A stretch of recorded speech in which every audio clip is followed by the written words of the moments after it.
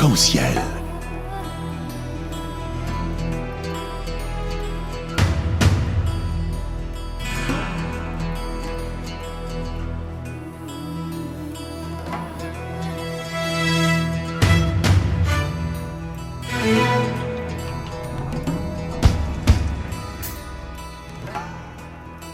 Arc-en-ciel, votre émission marocaine, chaque dimanche de 14h à 15h pour tout savoir sur le Maroc. Actualité, culture, économie, société et animation festive. Avec Abdelatif, Arc-en-ciel au cœur du Maroc. Bonjour à toutes, bonjour à tous. Vous êtes en direct sur Radio Pluriel et l'émission marocaine Arc-en-ciel, l'émission hebdomadaire pour la promotion des relations France-Maroc et l'actualité marocaine.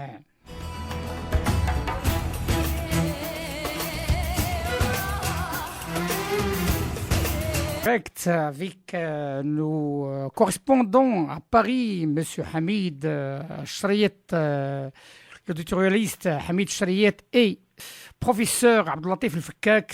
Nous sommes en direct avec une personnalité de très très haut niveau qui marquera toujours l'histoire sur les affaires étrangères. Monsieur Roland Dumas, bonjour. Bonjour. Je vous remercie infiniment de votre acceptation de participer avec nous, surtout un dimanche.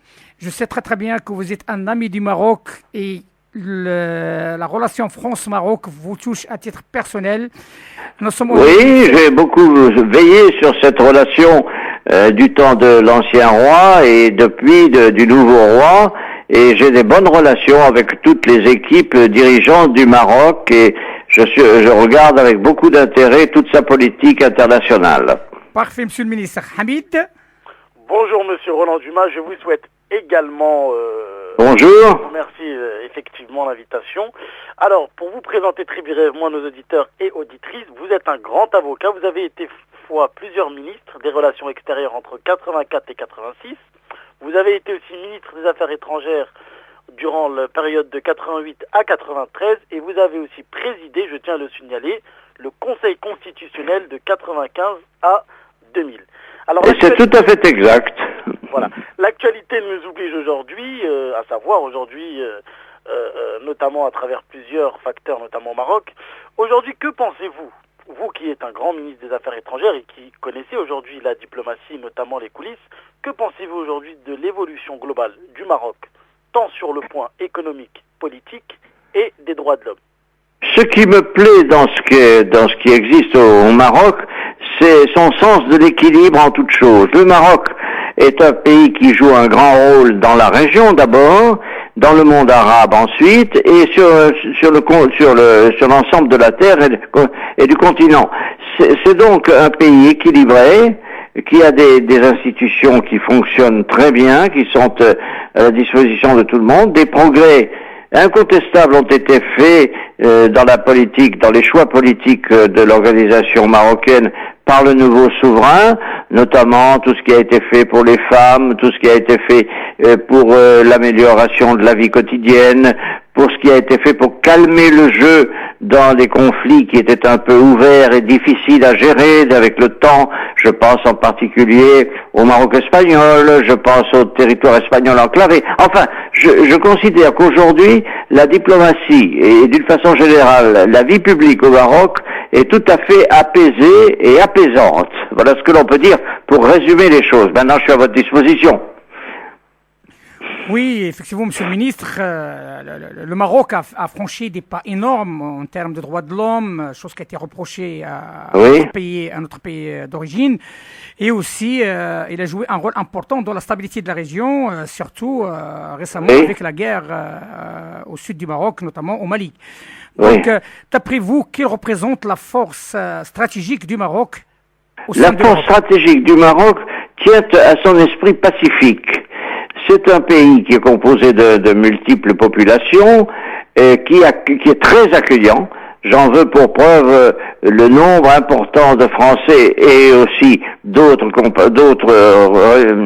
nationalités qui habitent au Maroc et qui s'y trouvent très bien, avec lesquels il n'y a pas de problème. J'ai beaucoup d'amis français qui vivent maintenant la plupart du temps au Maroc, qui repassent par Paris et qui me disent que tout est paisible, et ils ne cessent de me dire venez vite chez nous. Moi j'y vais souvent au Maroc, je suis allé un grand nombre de fois du temps de votre souverain prédécesseur, et je connais très bien votre souverain actuel.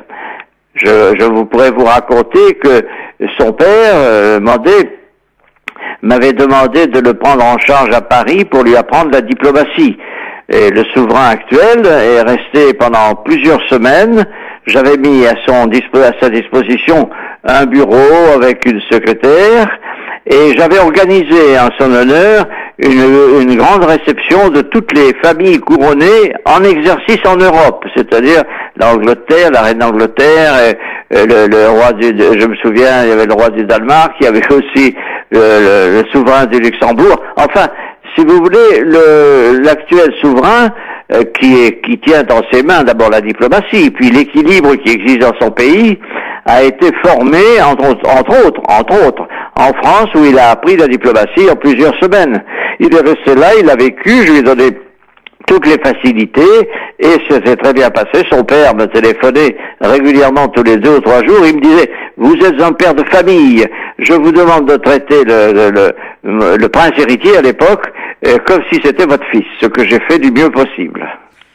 Monsieur le ministre, sachez-le, les informations que vous venez de nous citer, ça nous va droit au cœur et ça montre à quel point la relation France-Maroc, c'est une relation profonde et ancestrale.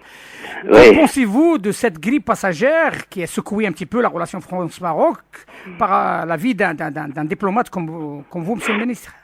Ça manque. Oh bien, écoutez, moi, j'ai eu à la gérer à l'époque où elle s'est produite, puisque j'étais ministre des Affaires étrangères, ministre d'État, ministre des Affaires étrangères.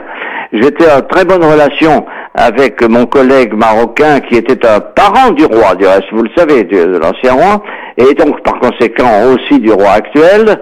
Et c'est moi qui, un jour, le président Mitterrand m'avait demandé, il m'a dit allez vite voir le roi du Maroc et réglez-nous ce problème.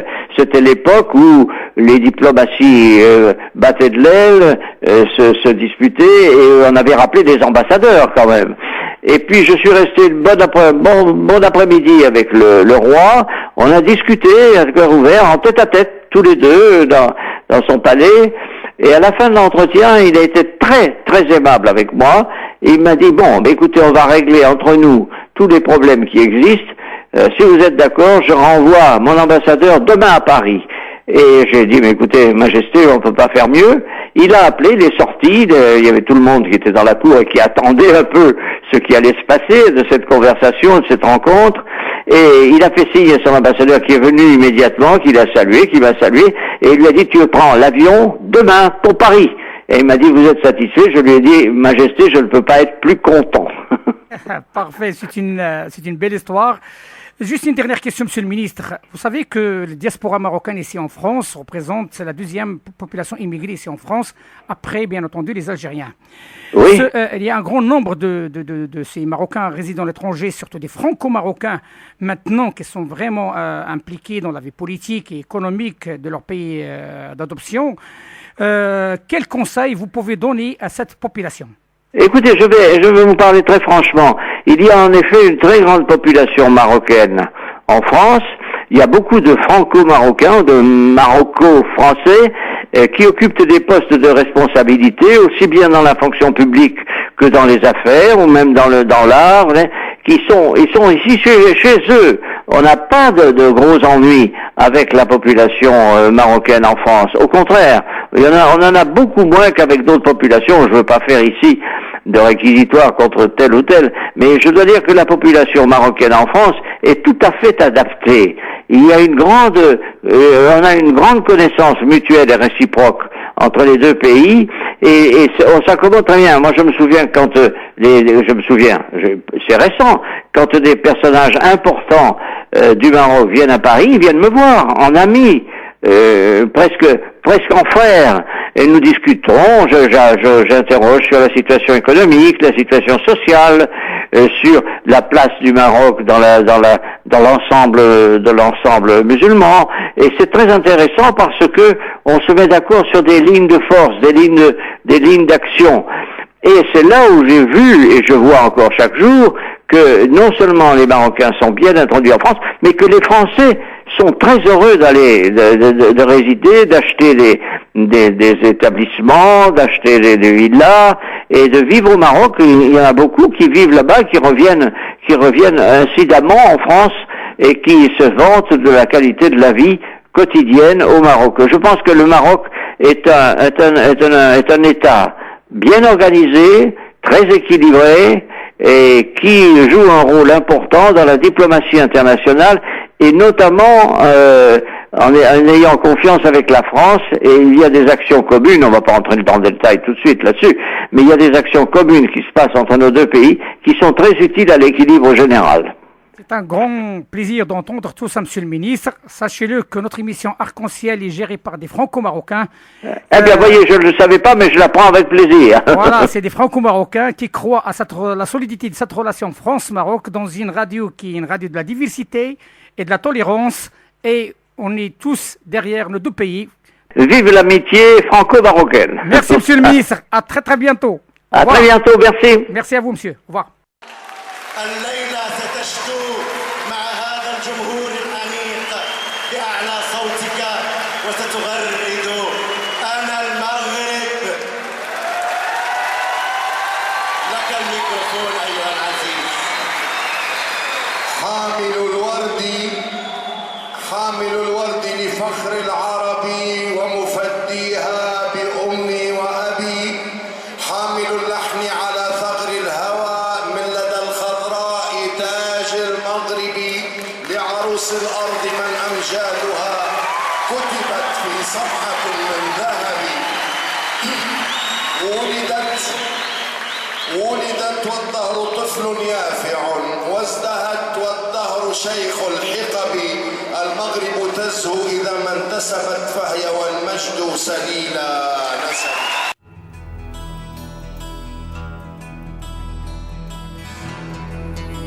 Arc-en-ciel.